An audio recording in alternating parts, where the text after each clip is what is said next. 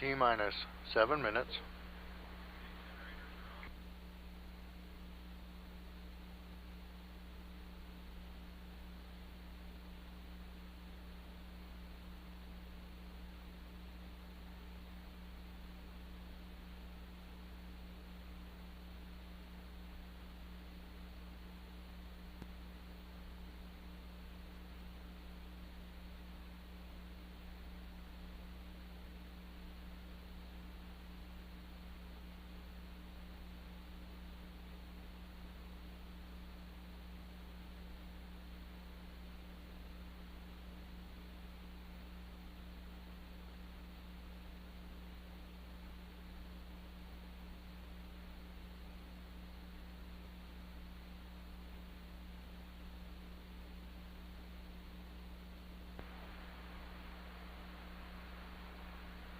T-minus 6 minutes.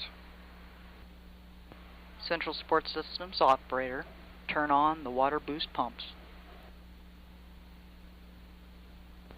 The water boost pumps are on. Roger.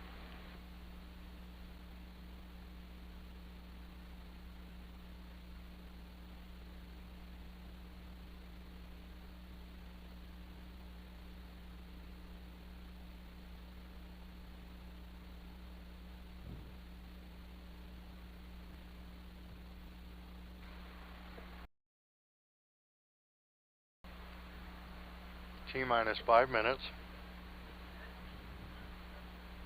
I'm Alyssa Lee, and you're joining us T-97 live test area here at the is Northrop cleared Grumman for facility static in test. Promontory, Utah. Teams at NASA's High-speed Kennedy Space operators Center in verify Florida are systems. preparing for the first Artemis launch. And we're here in Utah as teams evaluate materials and processes for future booster designs. We are moments away from a All hot-fire high-speed test systems of a are Space screaming. Launch System booster motor for those future Artemis missions to the moon. Today's test is called Flight Support Booster 2. We did see a delay of this test today, but we are here and we are ready to fire up this booster. The booster motors for NASA's Space Launch System are the largest, most powerful ever built for flight. SLS has 2 solid rocket boosters that flank either side of the rocket. And for 2 minutes today, we're going to see the power of just one of those here in the Utah desert. If you're just now joining us, we're about 5 minutes away from the Flight Support Booster 2 test in Utah. The booster motor used for today's test is locked to the test stand just behind me. T-minus 4 Be sure to minutes. follow us on social media at NASA This is the Space test Launch System conductor. on Facebook Report system and status. NASA SLS on Twitter. Support But no matter systems where you're are go watching, for static you can ask test. us your questions by using Low the speed systems hashtag are go. AskNASA. High-speed systems are We're go. going to have some booster PVC experts systems join me are here go. after the test to answer Motor those temperatures questions. are go. And now I'd like to introduce We are you to go a special for guest with me FSB2 today. static test. This is Reed Wiseman, NASA astronaut, engineer, aviator, and chief of the astronaut office. It's an honor to have you here today, Reed. Thank you for joining us. You bet. It's great to be here. Yeah. So we did see a delay today. Can you explain more about what that was about? So what we were told is they were having trouble communicating with a few of the cameras that are up at the test facility there by the booster, but they're going to proceed without that data because it was not critical for the test. So we're back under the count and about 3 minutes away from lighting this thing. Yeah, and we're excited to see it. I mean, it's going to be a great experience. I believe this is your first. Is this booster your first test? It is. It All right, is so mine. both of us. This is our first test. Yes, this is the first time I've been at one of these booster tests, and I just think it's absolutely awesome that we'll be launching Artemis 1 in just a few weeks on 2 of these boosters. So it's really neat to get to be here today. Yeah, we're excited for launch. Now, can you tell me more about why testing like this is so important? Because when we put humans on these things, we want to make sure they work. So they're testing a few critical systems on this booster today that's not related at all to Artemis 1, but is related to our future crewed Artemis flights. Yeah, I think Artemis 3 and beyond is what we're testing for today. And so can you kind of tell me more about what we're expecting to see with this booster test? About 2 minutes of a lot of heat and fire coming out the back of that motor. And I know about 4 seconds after it lights off, we should feel the pressure wave and hear the sound, much like we were watching a shuttle or an SLS launch at the Cape. I think it's going to be pretty awesome. I mean, the wind is coming down the hill kind of right at us, so it should be carrying the sound down this valley. You can see like literally 1,000 plus employees from Northrop Grumman out here to watch at NASA. So I think it's going to be amazing. Yeah, and I think the cameras might even shake a little bit from this test. I mean, you got to think about, we're only getting a little taste of what we could see at launch. You know, this is only a single booster, and at launch we're going to have 2 of those, so it's going to be a great sight to see. 2, and then the 4 RS-25s on the bottom yeah. of the core stage going off, you know, about 6 seconds before the boosters light off. So it's just going to be absolutely amazing to watch what American ingenuity, what the American workforce can put together when we launch Artemis 1 here in a couple weeks. I can't wait to be there to watch it. I absolutely agree. Well, thank you, Reed, for that great insight. Now remember, we're going to have some booster experts join me here after the test to answer your questions. Use that hashtag AskNASA on social media to send those to us. Now let's get ready to fire up this booster. You're going to hear a countdown from the test conductor, followed by a 2-minute booster firing. We're going to cut away, and we'll be back here after the test. T-minus 70 seconds. Commit the motor. Motor is committed. T-minus 60 seconds.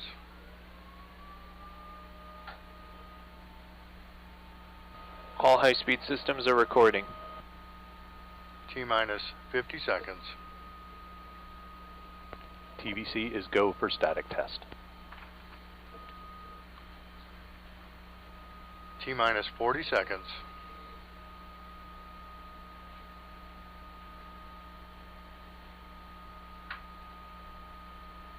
T-minus 30 seconds.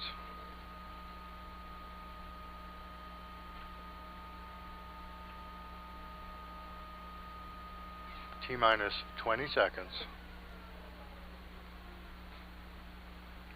T-minus 15 seconds. T-minus 10, 9, 8, 7, 6, 5, 4, 3, 2, 1, fire. 1 fire. 170.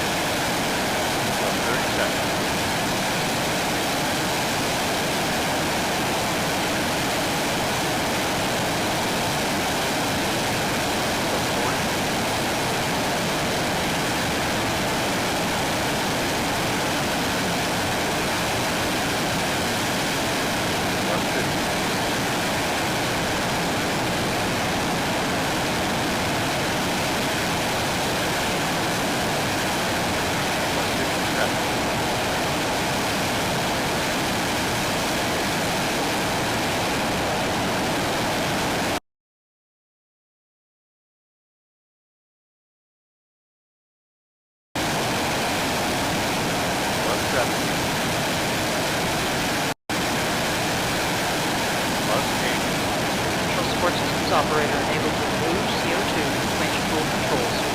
Controls are enabled.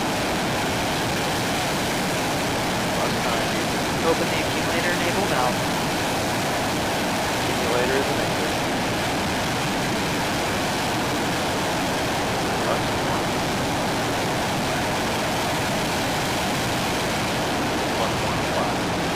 Activate aft deluge. After it's activated, Activate forward deluge. forward move activated.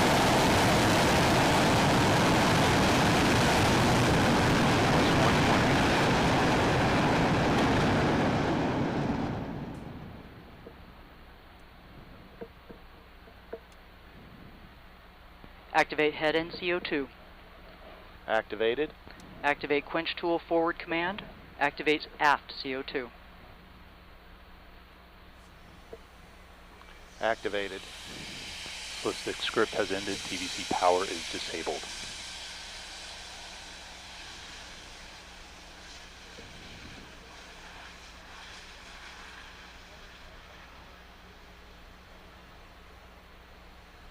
Plus 160 seconds.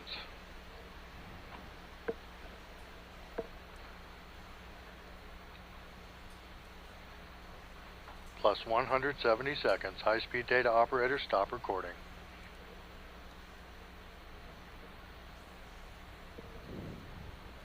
High-speed recording is complete. Low-speed data operators, stop recording. Low-speed data recording complete.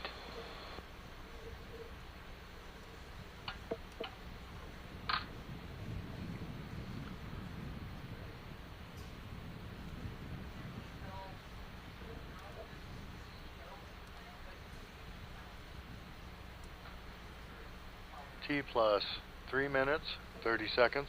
Post-fire crew, report to the instrument room. Post-fire crew, report to the instrument room.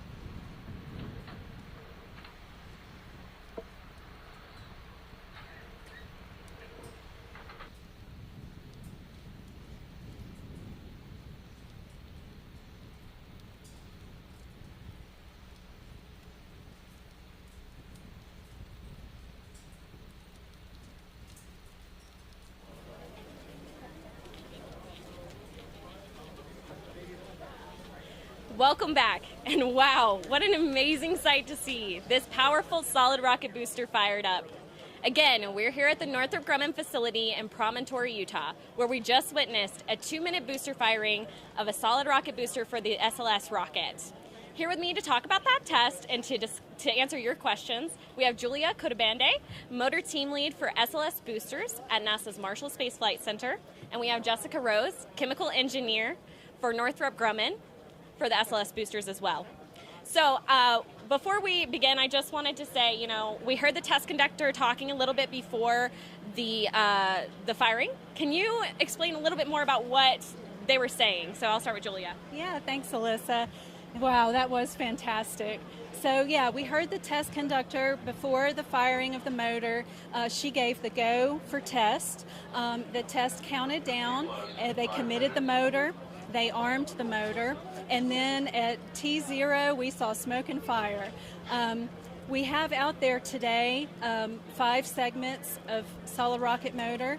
At the T0 mark, a signal was given from a ground controller to an igniter assembly, which in turn ignited the 5 segments. At the other end of the motor, we have a nozzle assembly which had a nozzle plug, and that would have come out as pressure built up inside the motor. We also have an aft skirt assembly, and it houses our advanced booster electronic thrust vector control system, and that vectored the nozzle during the test. A little bit later, you heard the test conductor call for the water deluge, which actually sprays water on the belly of the motor in order to cool the case. And we do that because we want to preserve and protect our hardware. And then a little bit later, we had the forward CO2 cooling and an aft boom swing around and send CO2 cooling into the aft end of the motor. So yeah, the motor burned for 126 seconds, which is how long it will power the Artemis rockets during liftoff and early flight. And it was a great test. Well, thank you for that great detail, Julia. So Jessica, how did you feel? And can you tell us a little bit more about how we got to this moment? Yes, absolutely. So, first of all, absolutely amazing. That is so bright. I was wondering if I'd be able to see after it. And I've seen many of these, and it's just so impressive every single time. And that's what all these employees out here that work at Northrop Grumman and NASA that are here that work on the Artemis segment are so thrilled for, to see that what we do daily impacts that success that you saw. And Alyssa, to answer your second question, here in Utah, we manufacture these boosters from the beginning to the end of them. We start with case prep. During case prep, they prep the case, and then they'll insulate the case, and then line it. Once the case is lined, it'll then go down to the casting pits, where they invert this horizontal segment into a vertical position, lower it down into this deep pit that fully covers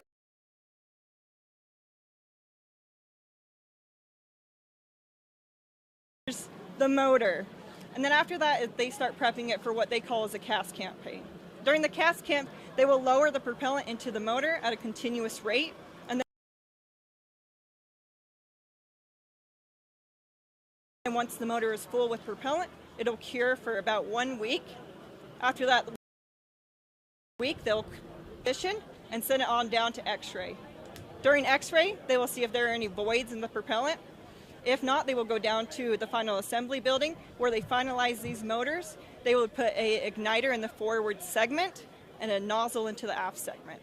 They will then either send them here to the test area for a static test or put them into a conditioned storage building for when Kennedy Space Center requests our Artemis segments down to them.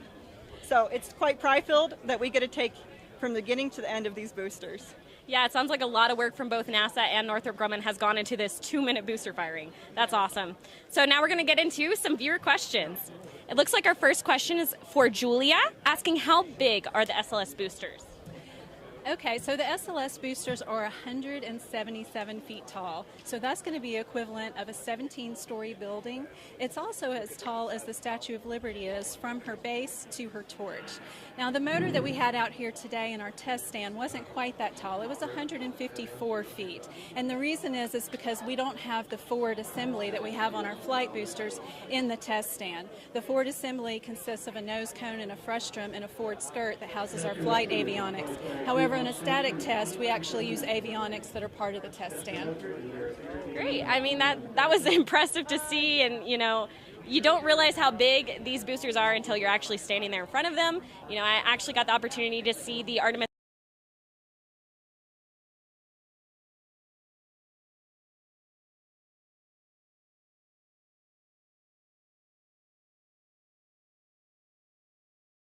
one rollout and seeing how big about for Jessica. Why do we test in Utah?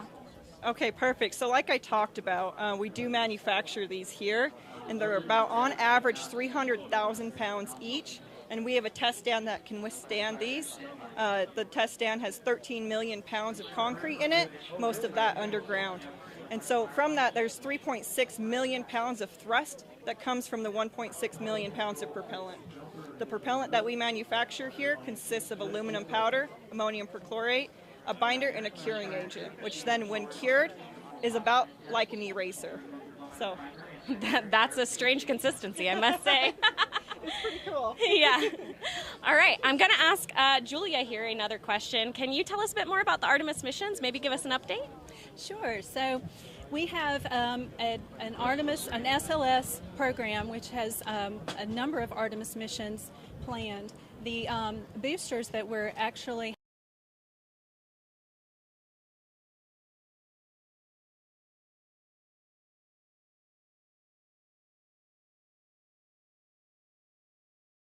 Artemis mission, and we're using the remaining shuttle hardware until it is expended.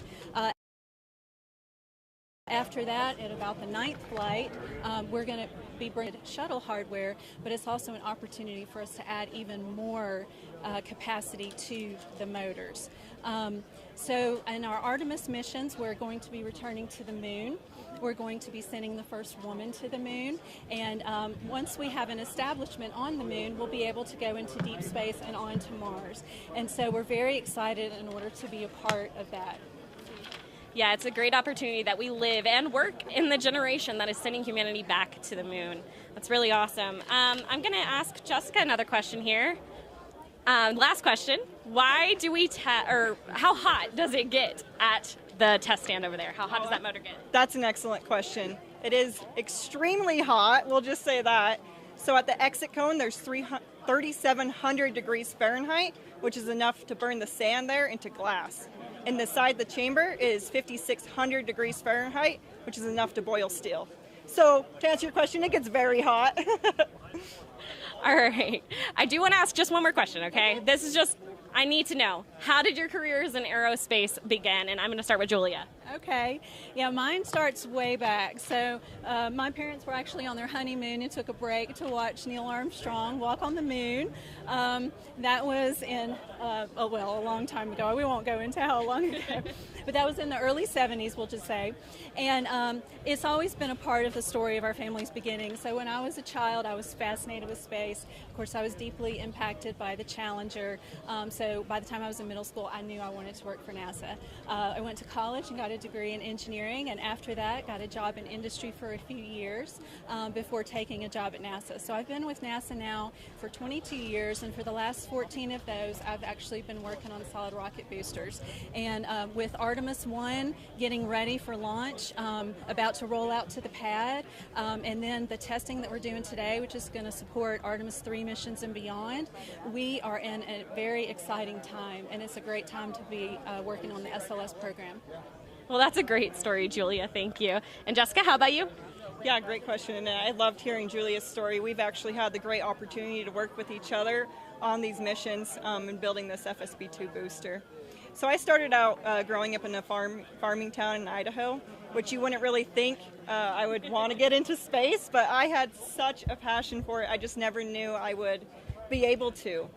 So later on, I started realizing I had a great love for chemistry and math, so I went on to get a Bachelor's of Science in Chemical Engineering, Chemistry, and the minor in Material Science Engineering from the University of Idaho.